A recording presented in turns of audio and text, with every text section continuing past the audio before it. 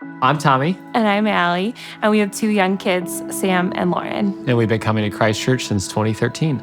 Everyone was so welcoming that first time we were there. We just felt like it was a great place to connect. We got involved in a small group immediately. That small group is what really drew us in and kept us as part of the community. As a married couple, two people with two different backgrounds who saw two different ways of handling money coming together into a marriage, how do we manage the money that God has given us? And what do we do with it? What's the plan?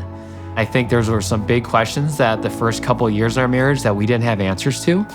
And we saw Financial Peace University as a way to actually get on track with the best way to use God's resources.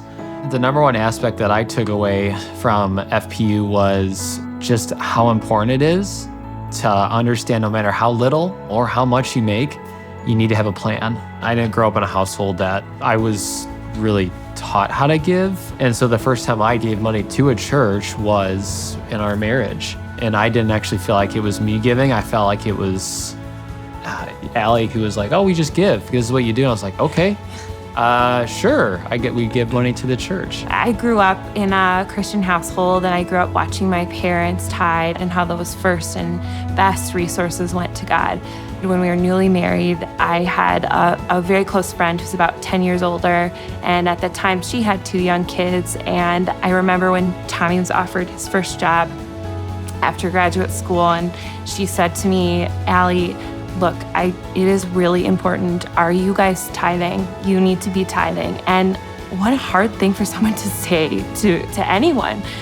We're not really taught to talk about our finances with others, and she laid the foundation for us. And it just really goes to show the power of being able to speak into other friends and other Christians' lives just about those hard topics. And so to someone who hasn't given before, I would say, let's talk about it.